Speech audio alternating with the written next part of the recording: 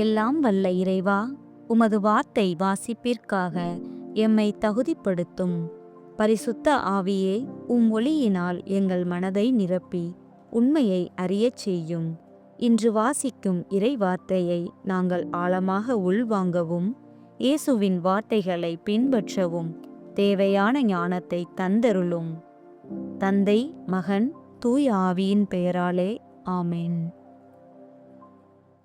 முதல் வாசகம். ஆண்டவரின் நாள் வரும் முன் இறைவாக்கினர் எலியாவை நான் உங்களிடம் அனுப்புகிறேன். இறைவாக்கினர் மலாக்கி நூலிலிருந்து வாசகம். அதிகாரம் 3, இறை திருவசனங்கள் 1 முதல் 4 வரை மற்றும் அதிகாரம் 4, இறை திருவசனங்கள் 5 முதல் 6 வரை. படைகளின் ஆண்டவர் கூறியது: இதோ, நான் என் தூதனை அனுப்புகிறேன். அவர் எனக்கு முன் வழியை ஆயத்தம் செய்வார். அப்பொழுது நீங்கள் தேடுகின்ற தலைவர் திடீரென தம் கோவிலுக்கு வருவார். நீங்கள் ஆவலுடன் எதிர்பார்க்கும் உடன்படிக்கையின் தூதர் இதோ வருகிறார் என்கிறார் படைகளின் ஆண்டவர். ஆனால் அவர் வரும் நாளை தாங்கக்கூடியவர் யார்? அவர் தோன்றும்போது நிற்க வல்லவர் யார்? அவர் புடமிடுகிறவரின் நெருப்பைப் போலும் சலவை தொழிலாளியின் சவர்க்காரத்தைப் போலும் இருப்பார்.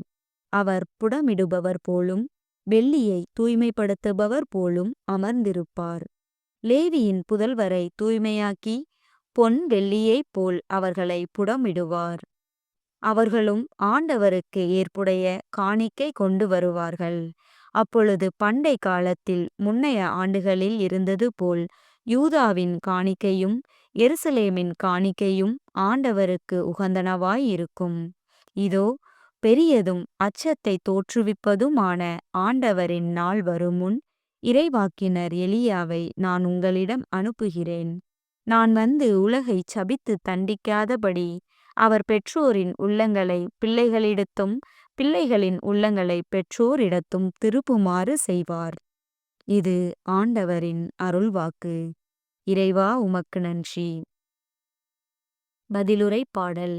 பல்லவி. தலை நிமிர்ந்து நில்லுங்கள், உங்கள் மீட்பு நெருங்கி வருகின்றது. தலை நிமிர்ந்து நில்லுங்கள், உங்கள் மீட்பு நெருங்கி வருகின்றது. ஆண்டவரே, உம் பாதைகளை நான் அறியச் செய்தருளும். உம் வழிகளை எனக்கு கற்பித்தருளும்.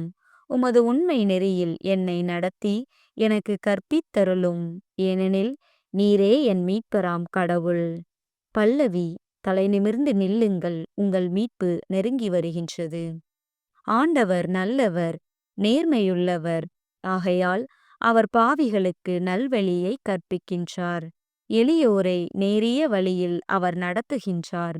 எளியோருக்கு தமது வழியை கற்பிக்கின்றார். பல்லவி. தலை நிமிர்ந்து நில்லுங்கள், உங்கள் மீட்பு நெருங்கி வருகின்றது. ஆண்டவரது உடன்படிக்கையையும் ஒழுங்குமுறையையும் கடைபிடிப்போர்க்கு அவருடைய பாதைகளெல்லாம் பேரன்பும் உண்மையும் உள்ளனவாய் விளங்கும்.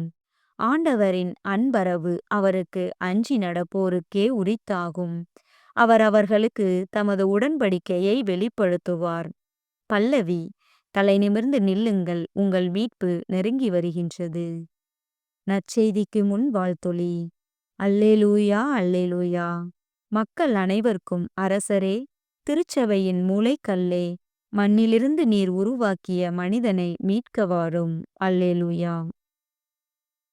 நற்செய்தி வாசகம். திருமுழுக்கு யோவானின் பிறப்பு. லூக்கா எழுதிய தூய நற்செய்தியிலிருந்து வாசகம். அதிகாரம் 1, இறை திருவசனங்கள் 57 முதல் 66 வரை. எலிசபெத்துக்கு பேறுகாலம் நெருங்கியது. அவர் ஒரு மகனை பெற்றெடுத்தார். ஆண்டவர் அவருக்கு பெரிதும் இரக்கம் காட்டினார் என்பதை கேள்விப்பட்டு சுற்றி வாழ்ந்தோரும் உறவினரும் அவரோடு சேர்ந்து மகிழ்ந்தனர். 8ஆம் நாளில் அவர்கள் குழந்தைக்கு விருத்த சேதனம் செய்ய வந்தார்கள். செக்கரியா என்ற அதன் தந்தையின் பெயரையே அதற்குச் சூட்ட இருந்தார்கள்.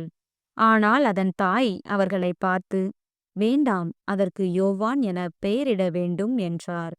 அவர்கள் அவரிடம், உம் உறவினருள் இப்பெயர் கொண்டவர் எவரும் இல்லையே என்று சொல்லி, குழந்தைக்கு என்ன பெயரிடலாம், உம் விருப்பம் என்ன என்று தந்தையை நோக்கி சைகை காட்டி கேட்டார்கள். அதற்கு அவர் எழுதுபலகை ஒன்றை கேட்டு வாங்கி, இக்குழந்தையின் பெயர் யோவான் என்று எழுதினார். எல்லாரும் வியப்படைந்தனர். அப்பொழுதே அவரது வாய் திறந்தது, நா கட்டவிழ்ந்தது. அவர் கடவுளை போற்றி புகழ்ந்தார்.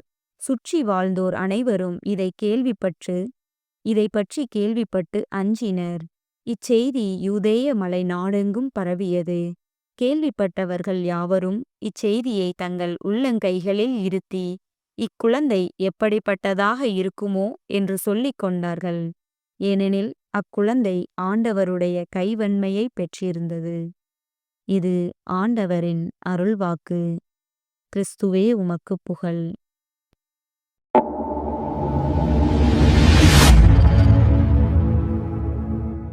Thank you.